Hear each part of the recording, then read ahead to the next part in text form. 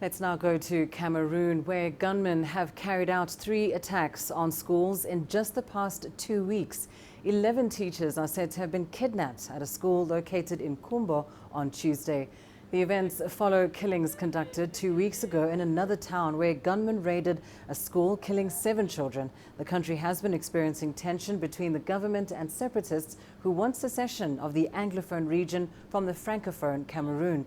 So far, no one has claimed responsibility for the school attacks. Well, for more on this, we're now joined by Franklin Son Bayene, a journalist from Cameroon, for more details. Franklin, thank you so much for joining us. Now, we know that there has been a separatist movement in Cameroon for a number of years, but when we see 3 attacks in the space of just 2 weeks, we have to ask, what is the trigger behind these recent attacks? It's difficult to tell. This is a very tricky situation. You just said a separatist movement, but there are several groups which don't answer to the same command.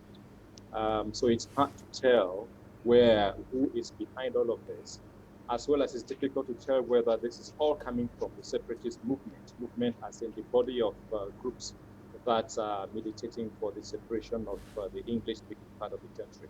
It's hard to tell who is really behind this because there are certain indicators that give lots of gray areas and areas of doubt, so that it's hard to pinpoint really who is responsible for this. And if at all, if it's from the separatist movements, which of the groups is responsible, it's hard to tell.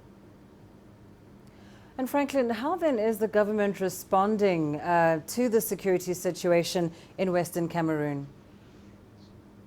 The government, I'm sure, should be amongst those very shocked by this if they are not responsible for it, because let me just underline this, and I'm not talking about the government officially, but we're saying that, and I'll come to your second question, in times of war, and a war like this one, which is called asymmetrical warfare, you have lots of subterfuges, you have lots of things happening by people you can't tell. Now, when they say that unidentified gunmen have done something in Cameroon today, the understanding by many is that it's the separatist movements who have done it. But we have noticed that in as much as the separatist movements have done some atrocities and are responsible for the calls, the school boycotts or the school disruptions, all of the actions against schools going on can be blamed very certainly on the separatist movements, because there have been groups that have been either called militia groups, which are not quite the separatist movements, which some people here believe are commandeered by people who are either in government or close to the government, both to create confusion and also to make gains from the situation of the war. For example, the collection of ransoms from hostages. So there is a lot of confusion right now about who is doing all of this. Now, to say, how does the government respond to this?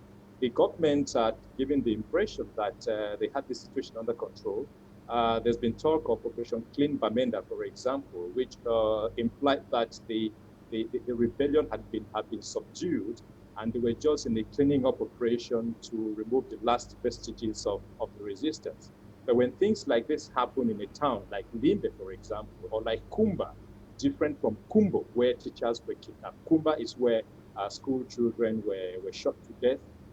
When things like this happen, then you can tell that the government or government, state and security and defense forces do not have a full control of the situation.